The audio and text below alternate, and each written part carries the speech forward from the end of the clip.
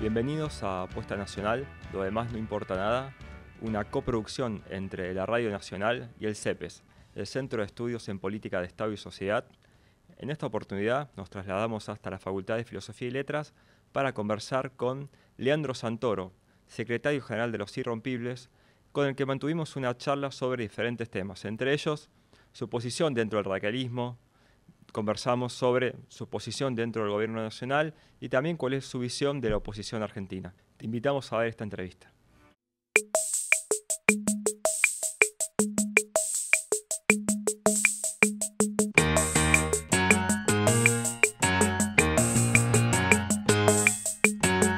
No sé si somos minoría. Lo que creo que somos es la expresión más genuina, o intentamos serlo por lo menos, de lo que son las ideas de Raúl Alfonsín.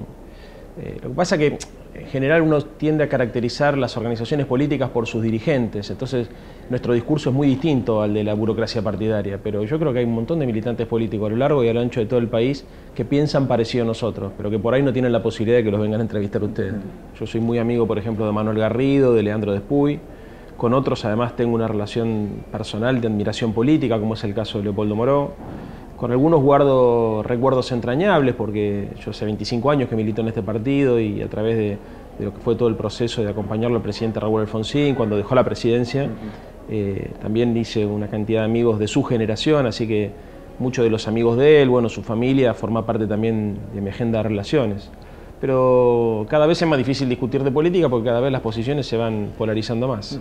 Yo creo que lo que estamos viendo es la consecuencia de la derechización de la línea política del partido que viene arrastrando hace por lo menos 2 años. Por lo menos 2 años.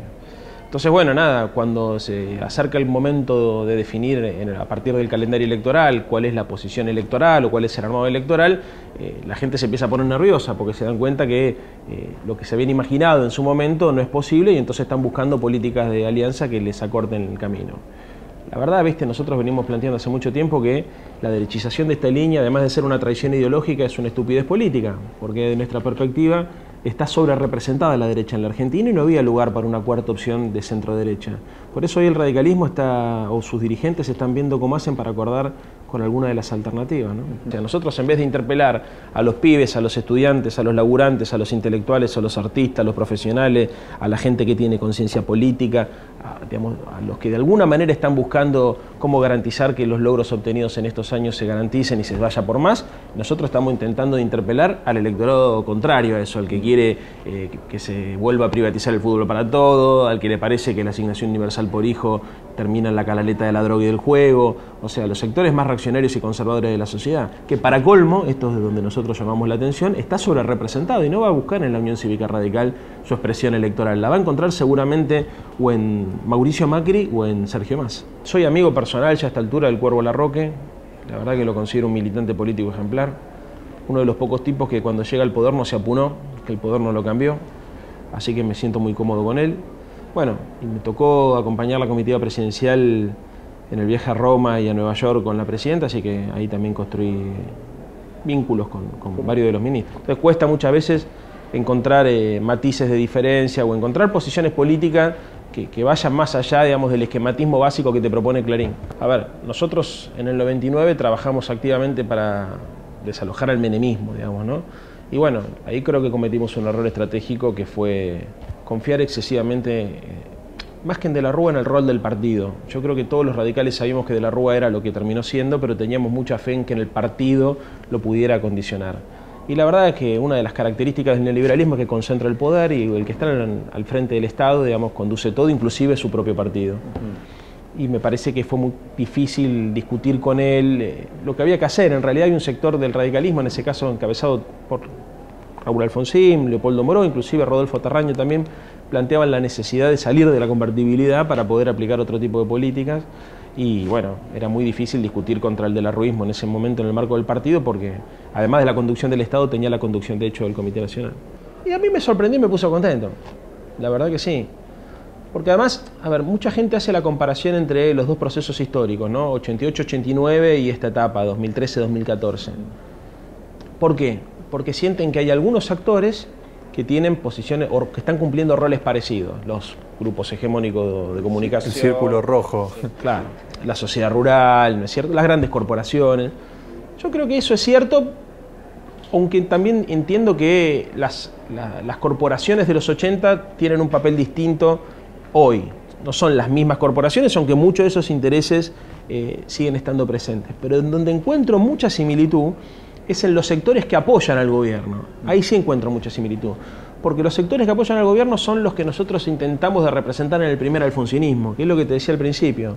Los pibes, los intelectuales, los laburantes, los artistas, ¿no es cierto? A mí, por ejemplo, no me resulta indiferente que Víctor Heredia acompañe este proyecto. Claro. No me resulta indistinto. O tantos otros, ¿no? Desde que afuera Serrat, no sé, Galeano, adentro León Gieco, el Negro Dolina, el Indio Solari. Yo toda la vida, y esta es una discusión que vengo teniendo con mis correligionarios hace mucho tiempo, yo quise representar esos sectores de la sociedad. A ver, ¿por qué me enamora el alfonsinismo? Porque el alfonsinismo era el movimiento político que, además de proponer una agenda de cambio, no solamente lo proponía desde el punto de vista de la gestión del Estado, sino que también proponía en términos de la acumulación política.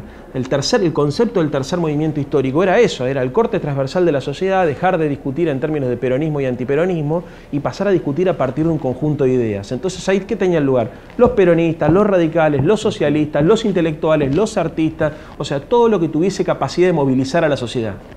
Eso era lo que a mí me conmovió de ese proceso.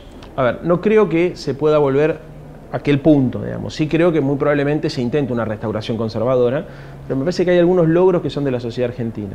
Así como en los 80 la derecha abandonó sus posiciones golpistas porque la democracia había llegado para quedarse, tal vez producto de lo profundo de la herida de aquel genocidio que representó el terrorismo de Estado, creo que después de los 90 pasó algo parecido, ¿no es cierto? O sea, después del genocidio social que culmina con la crisis del 2001, la derecha va a tener que incluir necesariamente la dimensión social y la dimensión pública.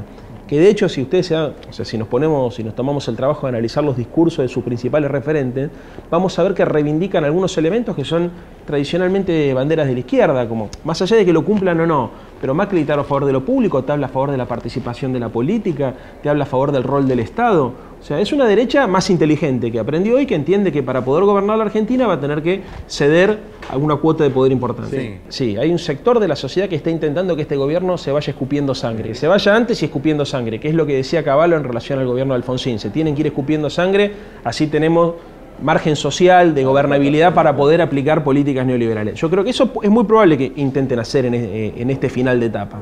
Lo que no creo es que la derecha en el gobierno pueda hacer lo mismo que hizo el menemismo. ¿Se entiende? O sea, sí creo que van a intentar recomponer márgenes de ganancia de los grupos más concentrados de la economía, sí creo que van a intentar alinearse con los Estados Unidos, sí creo que seguramente va a haber una lógica, digamos, más pro mercado y menos pro estatal, sí creo que van a intentar disciplinar el conflicto social a partir de la represión. Creo que hay un montón de cosas que, o sea, yo creo en la diferencia entre la izquierda y la derecha. Lo que digo es, los 90 no solamente fue el desmantelamiento del Estado, sino también fue el cambio en la mentalidad colectiva, la posibilidad de que los pobres acepten su condición de pobres. Soy pobre porque me lo merezco, porque es lo que me tocó. ¿Se acuerdan de eso? Bueno, yo creo que a eso no hay vuelta atrás, digamos. Me parece que la gente que está en situación de pobreza sabe que su condición social depende de decisiones políticas. No es porque no tuvo la suerte de estudiar o porque es vago, porque le tocó en suerte su naturaleza ser pobre. Cosa que ocurría en los 90. En los 90 vos tenías tipos que justificaban a sus verdugos. Creo que eso no vuelve más. El mundo está entrando en una recesión importante, salvo Estados Unidos, que tiene un principio de recuperación. La economía mundial, digamos, se está retrayendo. Hay una desaceleración del comercio mundial, tanto en Europa como también hacia dentro de la región. Segundo, creo que es clave también analizar el problema que tenemos frente a la extorsión de los fondos buitres, ¿no es cierto?, que complica la normalización de las relaciones financieras con el mundo. A mí me parece que la Argentina está teniendo una posición digna de defensa de la soberanía nacional. El problema es cuando la agenda de la política la fijan los medios de comunicación. Entonces vos tenés que asumir posiciones, hasta inclusive en estos aspectos, ¿no es cierto?, que hacen a la política internacional, que hacen a las definiciones de las grandes líneas estratégicas del Estado, pensando en la posibilidad de acumular en la rosca doméstica. Entonces ahí, viste, donde la cosa se desperfila, digamos. Se desperfila, digamos, para todos, no solamente...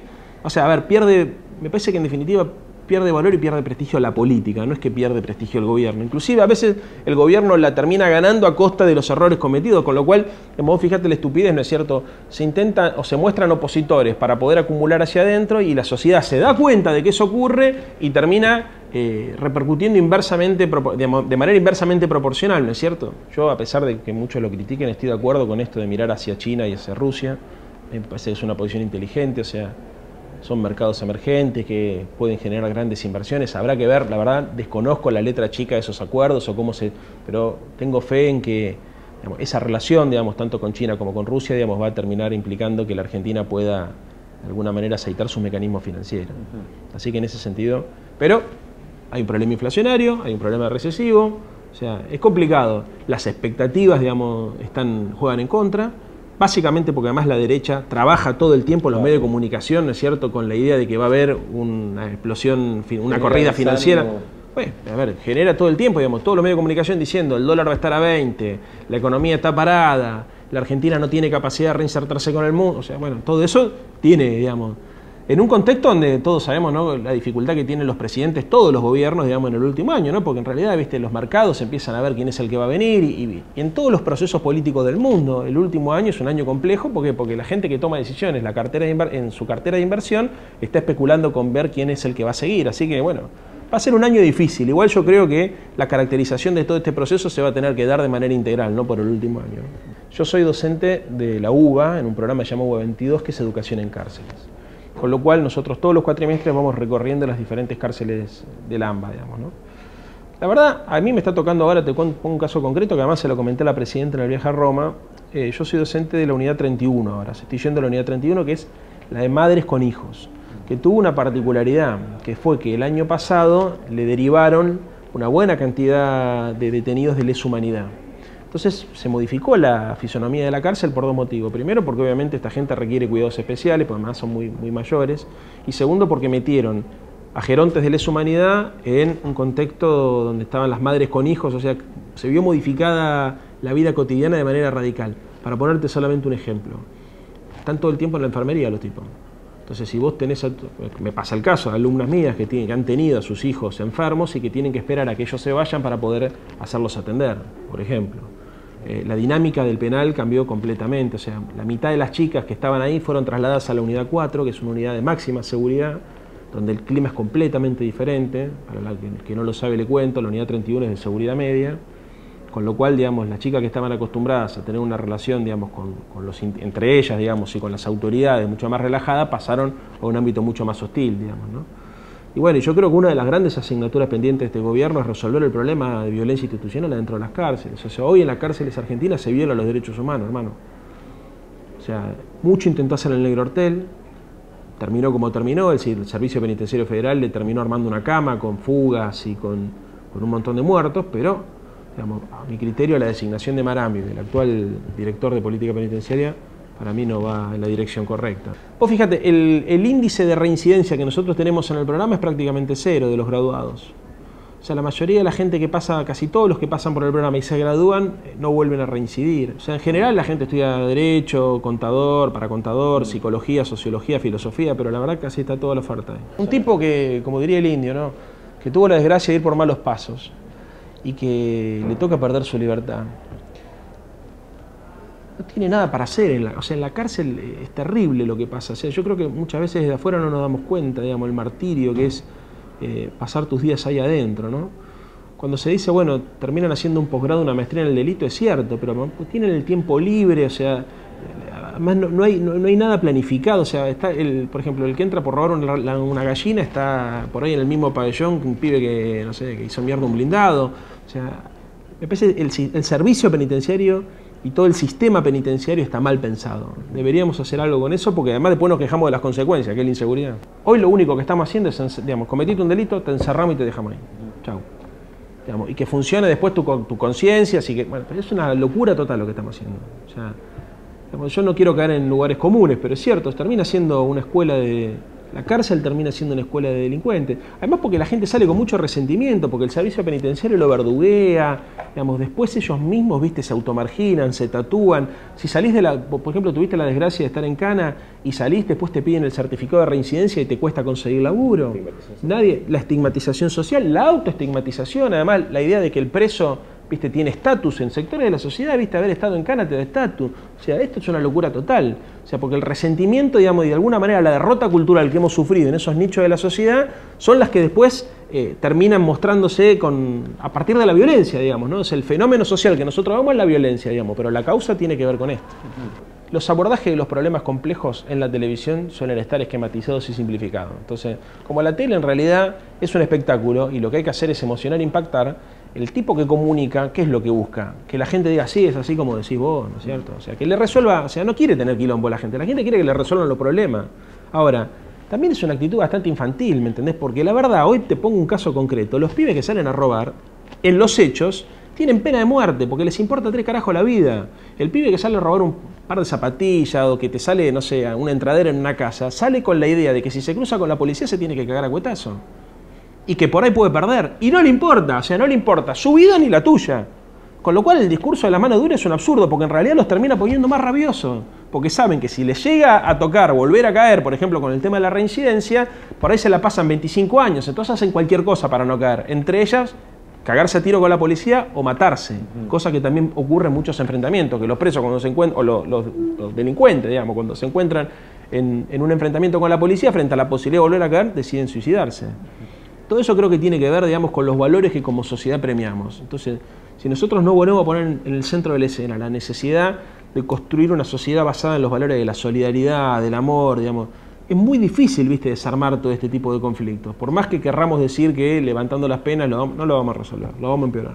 Lo que está pasando en estos días, por ejemplo, para la Unión Cívica Radical, la verdad que es terrible, porque, a ver, si bien uno lo anticipaba, una cosa es suponerlo en el análisis político y otra cosa es ver, o sea, ver la foto de Massa con Gerardo Morales, ¿no es cierto?, ver los guiños que hay hacia el PRO, ver la desorientación de los militantes de base que no encuentran, ver las operaciones internas.